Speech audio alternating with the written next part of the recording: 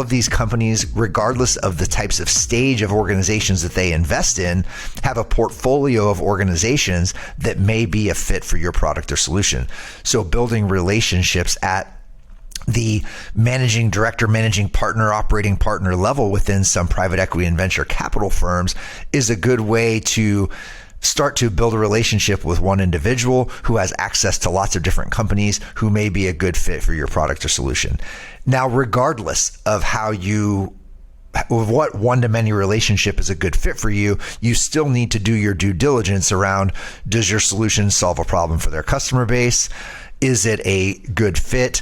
Are you able to complement the types of services or products that they offer? Really do your targeting and your TAM and ICP research, total addressable market, and ideal customer profile fit research ahead of time so that those outreaches are timely, they're relevant, and they're personalized to you. It's no different than going after an individual organization. You need to do your homework, but the benefit is instead of just having one potential opportunity by building that relationship, you may have access to several opportunities. Essentially, the best scripts, or a lot of them that I've seen, are literally just questions. Because this is a roadmap to keep your sales team locked in. So then they can't do all of that verbal bullshit because it's just question. Okay, no worries. Now we can get them back in on the roadmap with the next question and link them back in next question. So for me, even though I've done a lot of these calls now, I have my question script up every single time. And this keeps me locked in. So if there's someone who's going to be throwing me off, whatever, it's fine. I can pull them back in. So, questions that are really good to kind of uncover the problems.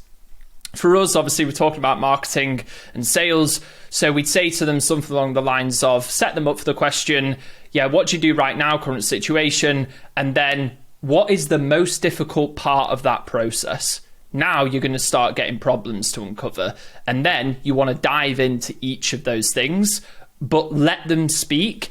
I think at the start of the call, you need to really be listening and arming yourself with information. And I think a lot of founders think this is really difficult. Sure, you can have a pad of paper there, but if you really listen, like shut down notifications, turn off all your computer, phone and everything else, you'll be surprised at actually how good you are at humans, because we've been doing this for thousands of years. We're pretty damn good at it. Process is a blessing and a curse, right? And I think we too often lean on process in as an excuse, not as a reason for why we're actually getting to where we want. And so examining these processes, being able to just really look at being able to be authentic with our customers on here is why the process exists, and just honest with our internal teams and having a conversation of why these steps are absolutely necessary within that process.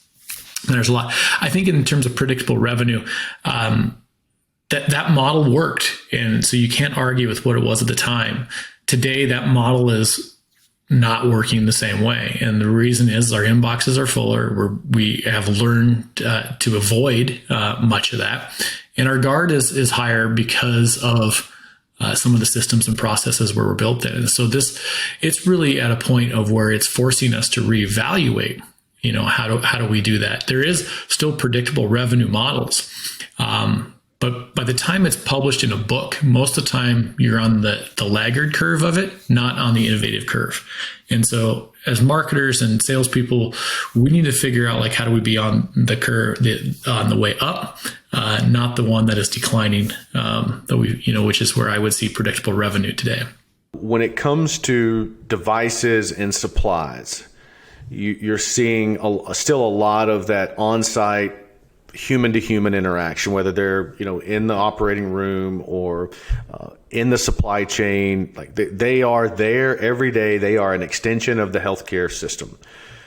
When it comes to technology, whether that be software or consulting services, what I'm seeing is that sellers are losing. And they're losing because they aren't able to create and Anthony Iannarino talks about it in his new book, Next Level Sales, this being one up or one down in a conversation. I just want sellers to get to a place where they're equal. And so at the company where I'm the chief revenue officer at Affirm Health, we sell software into the physician space. My job on the sales team is only to introduce our company peer to the peer at the customer, and I'm out. Like, I'm not a doctor. I'm not a physician. I've never run a physician practice. What am I going to talk about? So our sales team are physicians that have run practices, that understand how the tools that we make work in a practice, and I just facilitate introductions. The customer runs a practice, we hire people internally that used to run practices, and I broker introductions. That's selling.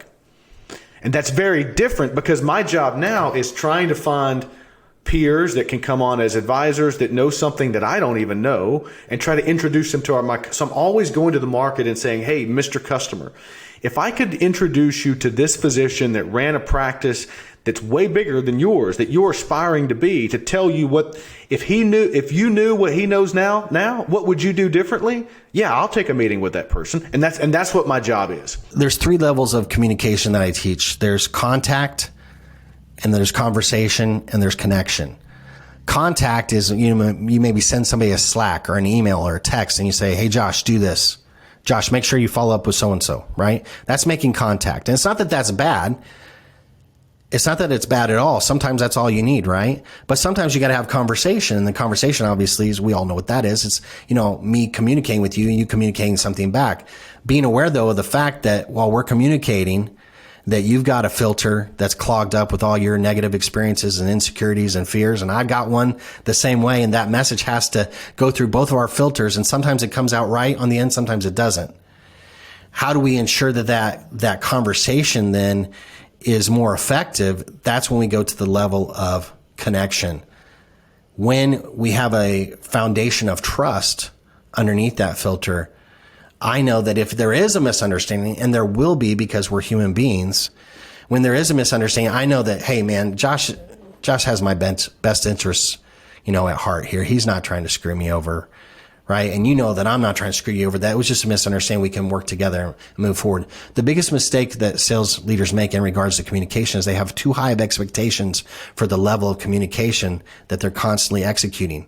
They're just making contact, but they're expecting connection level performance, connection level results.